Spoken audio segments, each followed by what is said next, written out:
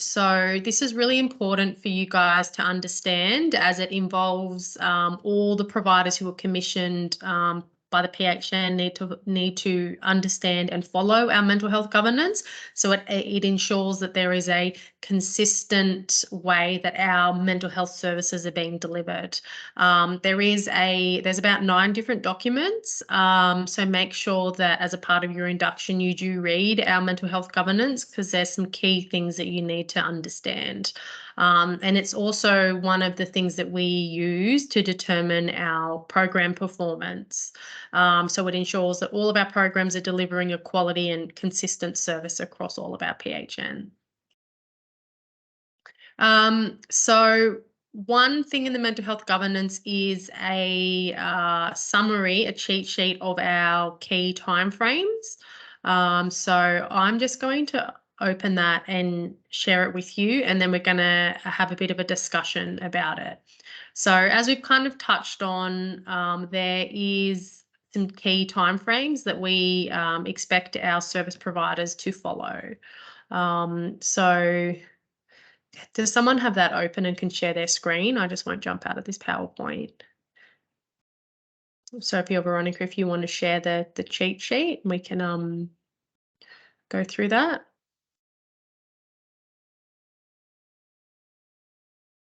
So it's one of the wonderful things about doing everything online these days. Previously, when we used to go and do everything face to face, it was hand it out and do this, but now we're on our online environment. So I'm just going to stop sharing this and I'll reshare the cheat sheet. 1 second. So who has heard of our mental health governance and knew that we have like some timeframes and stuff that our service providers need to follow? Anyone know about that?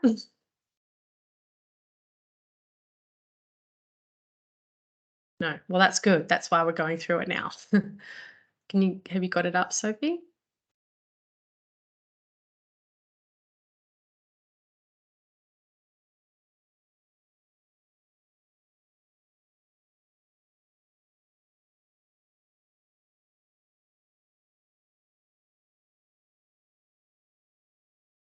So because the our mental health governance is quite long, as I said, there's 9 documents and some of them are like 40 pages long. We did put together this summary of a cheat sheet, which is, I guess, the key timeframes that our service providers need to follow, which we'll quickly go through now when it's done. Cool. Can you zoom in a little bit, Sophie? So you'll see in this document, you've got the document that it's come from and then the key information.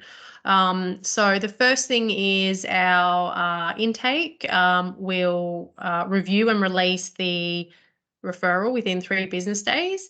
Then the service providers must accept or decline the referral within 2 business days. And then they need to contact the consumer so the first appointment with the client is actioned within 5 working days of being assigned. So that means that the service provider calls the client to schedule the appointment and explains the service and stuff like that. Then from there, the first session needs to be conducted within 4 weeks of being assigned. So ASAP generally, but within 4 weeks. Let me go down a bit. We do have expectation of attempts to contact a client. Can you just scroll down a bit, Sophie?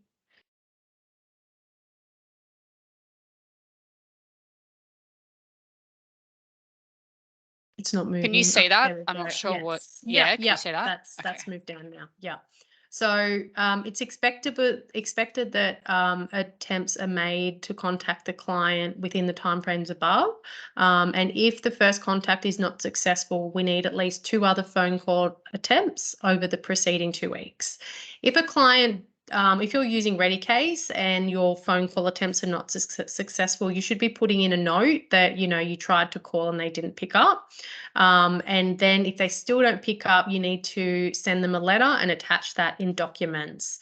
The admin note's really important because often referrals will come through to our intake, and if there is no admin note noted, there's no way for our intake officers to see if the person has been contacted, and also with the service providers as well. So we might have a GP call up and say, you know, our consumer, they haven't heard anything for 3 weeks. So it's really important that we do call them. And if they don't pick up, put that admin note in there. If they don't pick up sorry, back up a little bit, Sophie. If they still don't pick up, then, sorry, that's my dog's looking in the background. If after the 3rd attempt and the letter's been sent, they still don't get in contact, so they've disengaged, you then to close the referral. Yeah, down. Up a little bit, Sophie, sorry. Up a little bit more. I want to go the disengagement.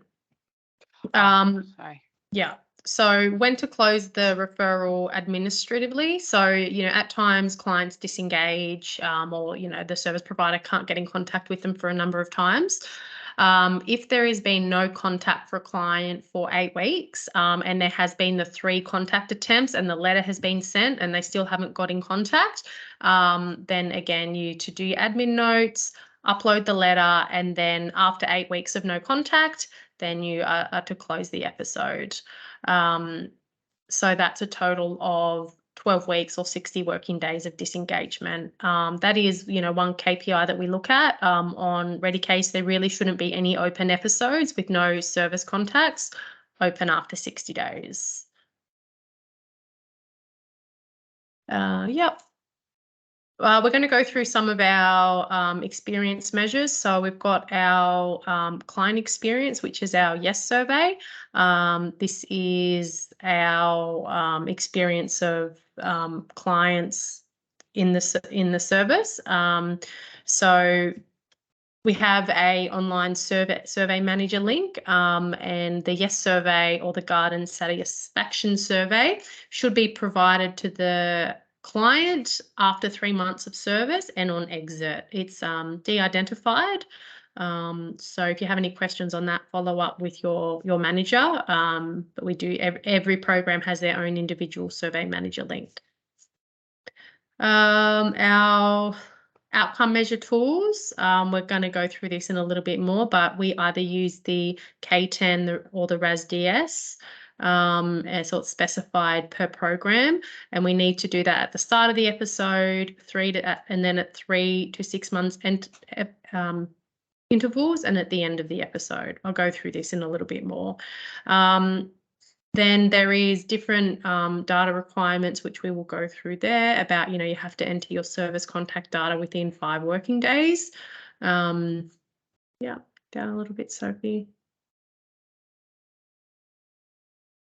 And we got some information on when to allocate the sessions. So we've kind of talked about that already. Without a mental health treatment plan, you get 3 sessions. And then, you know, intake will release more sessions once we have the mental health treatment plan. Some of our programs don't require mental health treatment plan, such as Connector Hub. So yeah, really important. This is in the attachments for the meeting invite. Really important that you guys know this and follow this, because yeah, it's a key component of your delivery of our services. Was there any questions on the mental health governance timeframes before we move on? Yes. So coming from the Connector Hub program side of life, so I just want to get a clarification because I'm hearing I'm hearing something different to what I've been told since the beginning of my role. So with ReadyCase, so we're commencing a consumer even if we haven't made contact with them. Is that what, like, I just want to confirm. So once the consumer has been allocated to our service, hypothetically, are we commencing that consumer even, so if we've made an attempt, the consumer is commenced, or is it we don't commence them until we've made first contact with that consumer. So the referral should have already, if the referral's on Ready Case, that means the client has consented. So the contact should have already been made. Yep.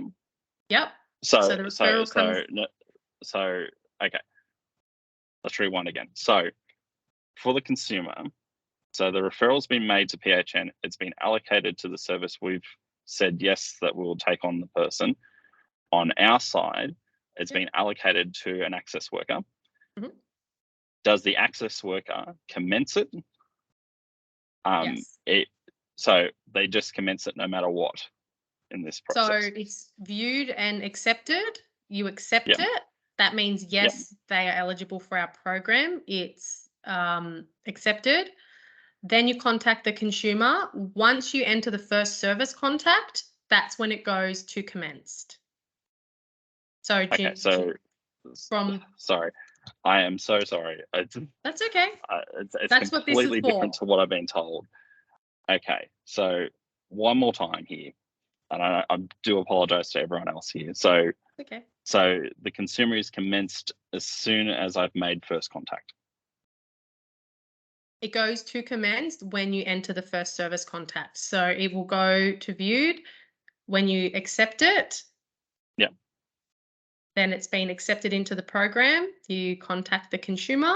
When you enter the first service contact, then it goes to commenced. This is where I get a little bit of trouble here. So if I've attempted to make contact with the consumer first and they haven't engaged first up, so my question is there supposed to be a service contact for that, or is it supposed to remain not commenced until I've made first contact with that person? It won't commence until you enter a service contact. Okay. So in other words, once I've made first contact with that person. Okay, cool. Sorry. Yep. If you try and call them and they don't pick up, as I said, you enter the admin note, but it won't go to commence until you enter a service contact. That means you've seen the admin note being, sorry, I'm just pulling up Ready Case for myself here. So Sophie will take you through the actual Ready Case this afternoon. Cool. So, no, but you'll see admin admin note. Yes, so that's if they haven't picked up. So yeah, we've got those expectations around contacting the client. Yep. Okay. Is that clear? That makes it very clear now. Sorry. I'll bring up some examples. Like I did some screenshots and I'll go through some actual examples that you can look at, because sometimes the visual aspect of it is really helpful. I know I find that helpful. So I'll go through that and that'll make it, I think, kind of connect the dots, I think. Yeah. We'll be going through that this afternoon, the actual step by step on Ready Case. So it should be a bit clearer. Apologies for holding you guys up on that. That's what this is for. Yep, that's what this is for. And I'm sure other people probably had similar questions. So no, thanks for bringing that up. Did anyone else have any questions on our mental health governance timeframes? I've got a question just regarding, because I work with Karatani. So we get our referrals slightly different. So a lot of our referrals will come through the Safe Start meeting or from other services. So how would we then put that referral through to Ready Case? Does that need to go then to your mental health intake, or how does that work for our service? Who's your SME? Are you using Ready Case? I can log in, but I haven't actually used it with any of my clients so far. Yep. So you wouldn't be needing, if you're, I don't know your contract, because I'm not your SME, but if you are using Ready Case to record your service contacts, you will need to be entering them on Ready Case. Yes. I haven't started doing that because I don't actually know how to do that. I did watch this kind of video training a couple of months ago when I started, and it didn't actually go through that kind of aspect for Karatani. So it would be, and to enter it onto Ready Case, you'd be doing a referral. You're a provisional referral through the smart form. And how would I do a smartphone referral? Smart form. Yeah. So it's the Ready Case referral. So it's the link is in the intake slide that we showed you before. But we can, if you guys need some extra follow-up training on how to do it, we can do some extra sessions with Karatani offline if needed. Yeah, that would be useful. Yep. So it would be following the same referral process as all of our programs. Sound good? Yep, cool. So it sounds like, yeah, Karatani might need some extra training after this, which is totally fine. We can organise that as well. Excellent. Any other questions on our governance? No? Okay, we will move on.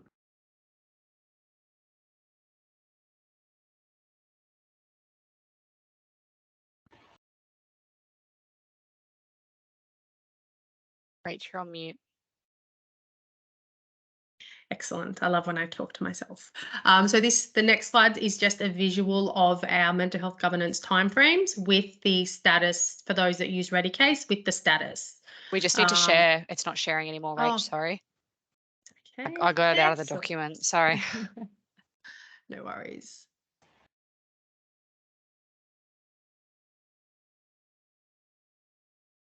There we go. Everyone can see that now? Yeah. So this is just a visual, I guess, flow chart of the ReadyCase status. So quickly, we are a little bit behind time, so I'll just quickly show you guys this. So the first step is it comes into intake, and intake assign and release it to the service provider. The ReadyCase status is not viewed. Then the service provider reviews the referral, and the ReadyCase status is then viewed. The service provider either accepts the referral, which means they confirm eligibility and they have capacity to see the consumer within 4 weeks, then it's accepted. If they determine it's not appropriate for the service, then they decline it or on-refer it, and this is all within 2 business days. Then the service provider contacts the consumer and schedules the first appointment. That needs to be within 5 business days. They're still accepted.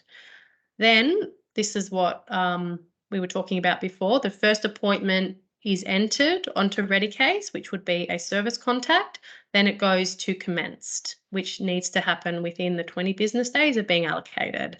Then you continue with the program as per your schedule, which is commenced. And then once the treatment is completed, you then close the program. So it's closed. So that's just a bit of a visual of the different statuses of what they look like in ReadyCase. So as we've said, over the last 3 months, we've had some of our programs that have reached capacity, so they aren't able to see the consumer within 4 weeks. So we've developed a waitlist procedure. That's also one of the attachments in the meeting invite. So if your program is one who has a waitlist, at the moment it is You in Mind High, You in Mind Moderate. Is that the only one, guys? So you in Mind Moderate High, and there is 2 Star for Kids as well. 2 Star for Kids programs. Yep. So that means they didn't have their don't have capacity to deliver it within the 4 weeks. So they've started a wait list on ReadyCase. So I'm not going to go through that because not everybody has it, but just find out from your manager if you do have the wait list. You should be aware of it, and it's important that you understand the wait list procedure. All right, so we're going to talk about some of the data now. So the whole reason we use ReadyCase is because we have key data that we need to report to the Department of Health, which is called our Primary Mental Health Minimum Data Set. This is all recorded and built into ReadyCase. We extract the ReadyCase data once a month and upload it to the Department of Health. So it's really important because this is what we use to I guess, determine the performance and the evaluation of the program. It's also built into your contracts, and every year we have to justify to the board and executive and commissioning how the program is performing and why it should continue to be funded. So yeah, really important that we, have the data to show how well the programs are going. It's also a part of your schedule, your program, to do that, and a part of your KPIs. And also the Department of Health and Ageing determine how well we perform with their funding through evaluating the PMHC MDS data in line with our schedule. So as I said, we have the MDS data that is built into ReadyCase. I've got the link there if you're interested to know more about it, but it's basically just the data that we're required to report. Version 4 is due to come out in January of the PMHC MDS, so there might be a few small changes to ReadyCase, which we're developing at the moment. But this link here, which is number 3, it shows you the data and the specifications if anyone is interested, or if you have any questions of what does that mean, or I'm not sure what that is, all of it is outlined in this MDS portal there. Okay, so we have a quick group activity. Do you guys know what the outcome measures are for your program? Kind of gone over it briefly, and what are they measuring and how often should they be administered? Any volunteers?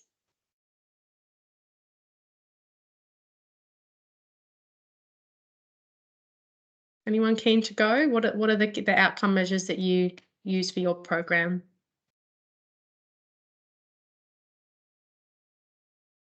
I'll go. From the DCJ partnership, we will be using the K10 and SDQ and some parent wellbeing indexes as well as the HON-NOSCA. So we have kind of a battery of assessment measures that need to be used. Right. And what's the K10 measuring? Do you know? General mental health and wellbeing.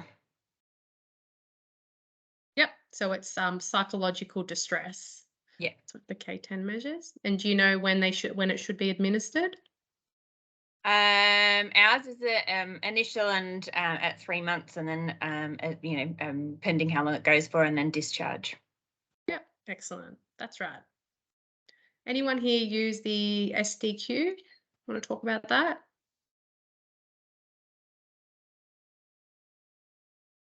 No? None of the kid or adolescent programs? No, we might not have any here. That's okay. I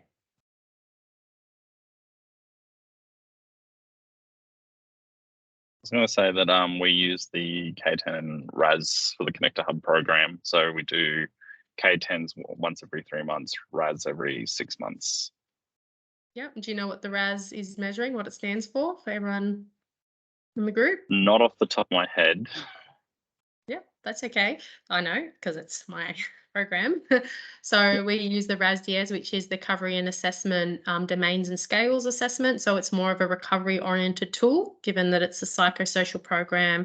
We also do use the RASDS tool to look at, more, it's more appropriate for psychosocial recovery. So, and it kind of has goals and you can come up with your plans.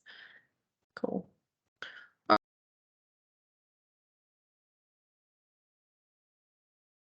You keep muting yourself, by the way. Rach has gone on mute. Yeah.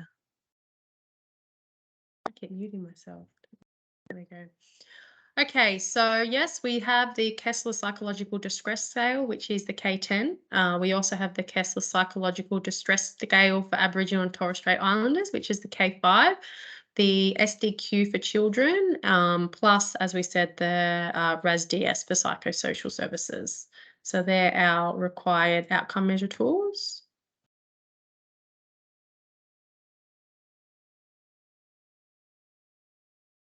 So as we've already touched on, we need to do it at the start of the episode of the care and then 3 to 6 month intervals up until closure, or if there is a significant change in the client's mental health, and at the end of the episode of care. So it is one of our key performance measures, the K10s, because it's how the Department of Health, I guess, determine how our consumers within our programs' mental health treatment is going. There is a key focus coming down from the PHN and exec to improve our valid pair results. So what that means is to get a valid pair, we need to have at least 2 measures. So one, to show the difference in between. We do have contractual and a target to sit at least 70% of people who have finished their treatment to have a valid pair. A lot of programs aren't meeting that at the moment, so we're really trying to work on improving that. So just a reminder that, yeah, you need to have at least 2 K10s for it to be a valid pair. If you just have one, it's not measuring anything. We need to see the difference between the start and the end one. So yeah, really important that we have 2 valid pair results on Ready Case or whatever, however you report your data. Because yeah, we're trying to have a focus on improving our valid pairs, and also the Yes survey as well. So that needs to be done after 3 months of service and on exit. So bit of a brainstorm here. Within your program, do you have any ideas or tactics that you or your program are using to kind of improve the K10 or K5 rates? Yes, it's the good old bribery one, that offering to, like, meeting them, like, take a tablet, like with the Yes survey there, take them out for coffee and buy them a coffee, and while we're sitting there having a chat, getting them to do it. Then that's like, Right. if they're not already coming in face to face to do it, yeah, Yep. that's a way we get around trying to do it. Not always successful. As you know, it's very, very hard to get them to do that Yes survey and give us the feedback, but that's one of the things that we're actually adopting and trying at the moment. Sounds like a great idea. Definitely. Does anyone else have anything that you'd like to share, that's anything that's working well, or any kind of tactics you have?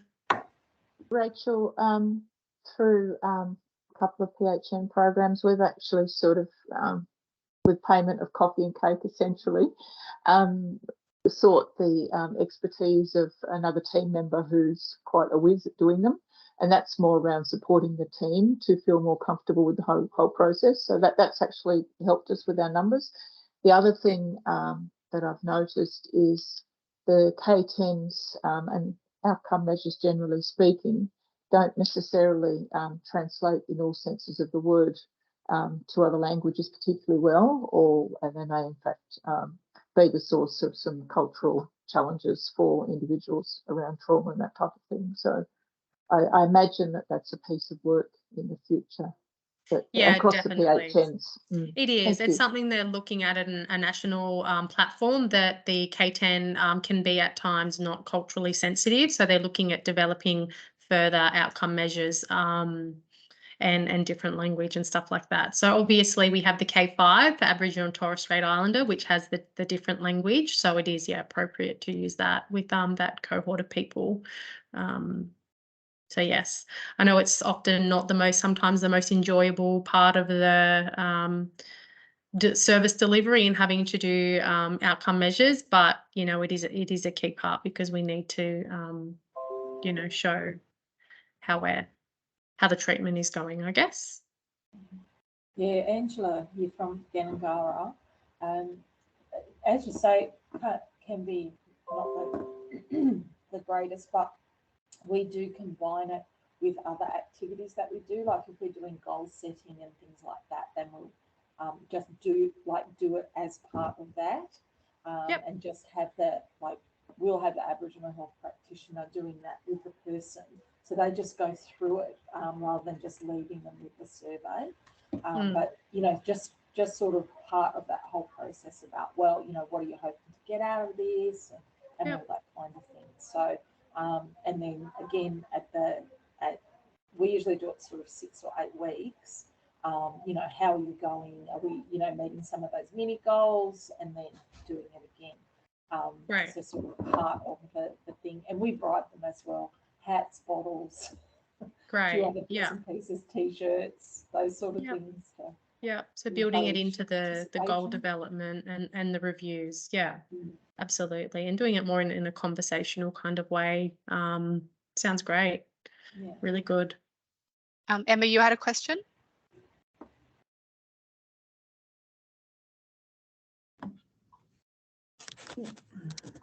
Yeah, sorry. Just in terms of the yes survey, is the sequence for that after their first session with a clinician? Because it is written in past tense, so like they've already had that service. Yeah. Yeah, so the yes survey should be after 3 months of service or on exit, whichever one is sooner. Okay. Thank you. No problem. Okay, we might move on, guys, because we are a little bit behind, but it's really good to have that discussion. So there is some training here that has been developed for PHNs and other service providers on administering and delivering the K10 training. So if you don't feel confident or you would like a refresher, the link's embedded in here and it will take you to the online training. And that's delivered by the Australian Mental Health Outcomes and Classification Network. All right, we've reached our lunch break. So we just had a bit of a discussion and question time there, but before we stop for lunch, did anyone have any questions for the whole of session 1?